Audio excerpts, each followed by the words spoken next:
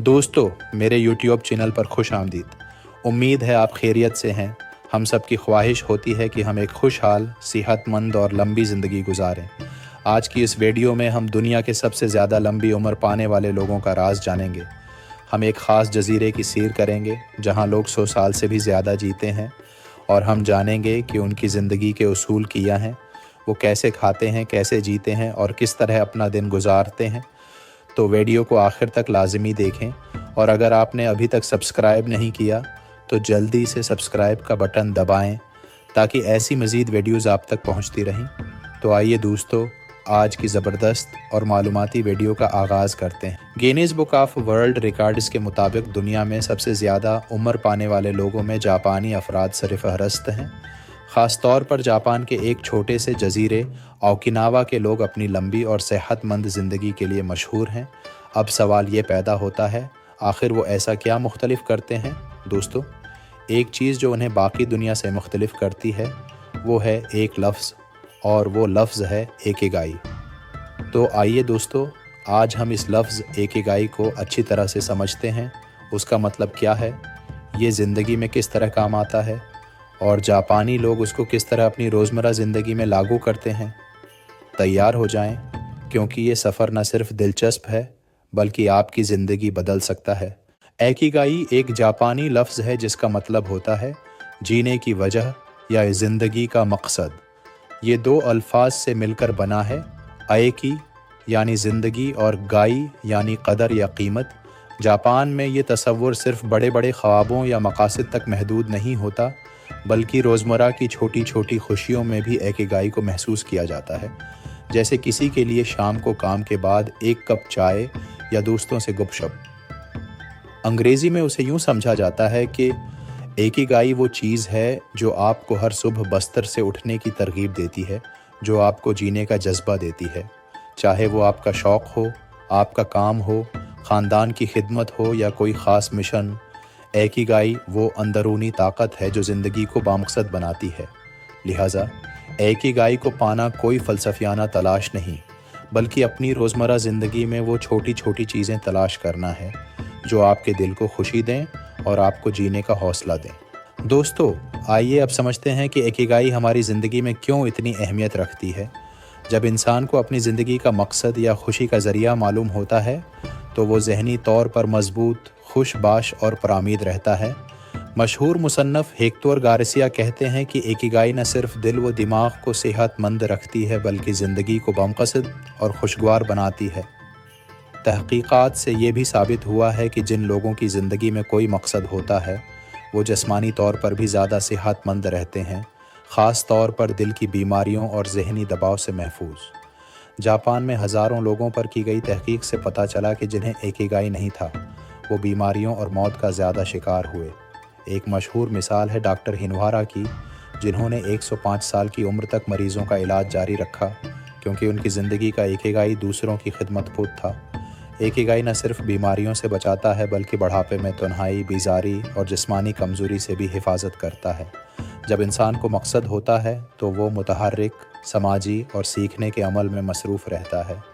एकिगाई हमारी रूह, जिस्म और दिमाग को ताकत देता है। ये हमें हर दिन एक नया जज्बा देता है जीने का, और यही राज है एक तवील, खुश और सेहतमंद ज़िंदगी का।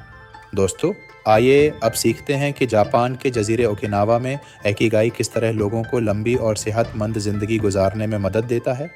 ओकिनावा जापान का एक खूबसूरत जजीरा है जहां दुनिया में सबसे ज़्यादा 100 साल से ज़ायद उम्र पाने वाले अफराद पाए जाते हैं। यही वजह है कि उसे एक बलियो ज़ोन कहा जाता है, यानी ऐसा इलाका जहां लोग लंबी, सेहतमंद और खुशहाल ज़िंदगी गुजारते हैं। कई सालों से साइंसदानों ने ओकिनावा के लोगों की ज़िंदगी का मुतालिया किया और पाया कि उनकी लंबी उम्र का एक बड़ा राज है एकिगाई। ओकिनावा में लोग मगरबी दुनिया की तरह मुकम्मल तौर पर रिटायर नहीं होते। दिलचस्प बात यह है कि उनकी ज़बान में रिटायरमेंट का लफ्ज़ ही नहीं पाया जाता। बुज़ुर्ग अफराद आखिर उम्र तक वही काम करते हैं जो उन्हें पसंद होते हैं, जैसे बागबानी, खाना पकाना या दूसरों की रहनुमाई करना। मिसाल के तौर पर एक 102 साला बुज़ुर्ग ने बताया कि उनका एकिगाई उनके 2 प्यारे बेलों की देखभाल करना है। वो रोज़ाना खुद उनको खाना खिलाने और संवारने के लिए जाते हैं, यही अमल उन्हें जिस्मानी तौर पर मुतहर्रिक और दिल से खुश रखता है। एक और मिसाल 101 साला खान तायरा तोशिकोआई की है, जो दहाइयों से कपड़ा बुनने का काम कर रही हैं। वो आज भी अपना रवायती हुनर जारी रखे हुए हैं और उन्हें ज़िंदा कौमी ख़जाना का लक़ब दिया गया है। ओकिनावा के लोग हमें सिखाते हैं कि अगर आप ज़िंदगी भर किसी मकसद से जड़े रहें तो आपका जिस्म और दिमाग दोनों चाक व चौबंद रहते हैं।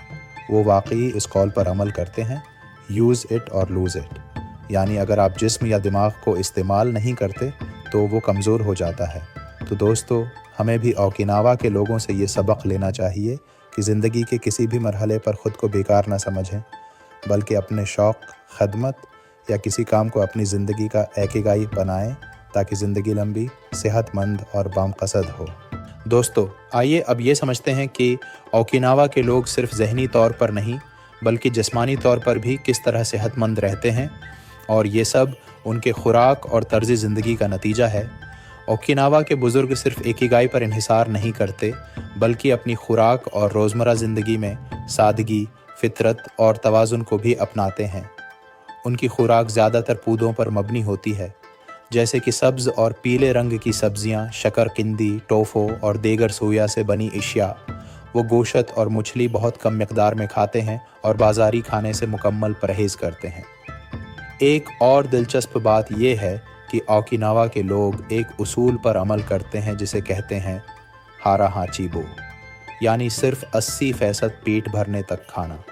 ये आदत उन्हें ज़्यादा खाने, मोटापे और बीमारियों से बचाती है और उम्र बढ़ने की रफ्तार को भी कम करती है।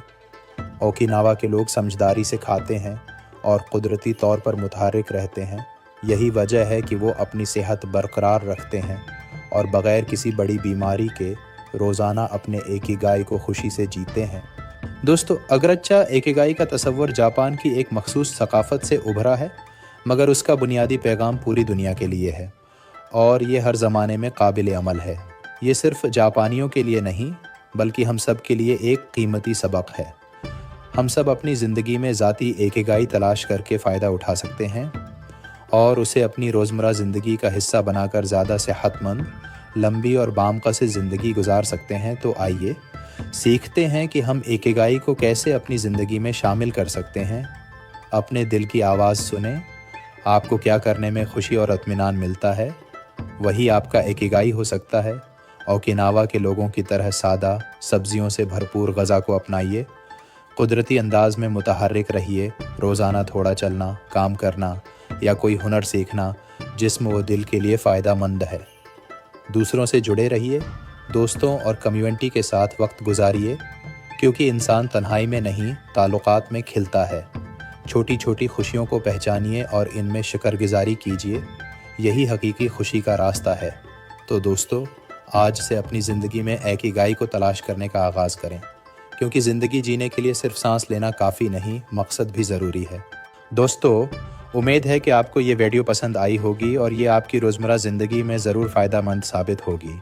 ये तमाम मालूमात एक शानदार किताब इकिगाई से ली गई हैं, जो कि एड फ्रांसिस मेरालिसन और जॉन हेक्टर गार्सिया ने लिखी है।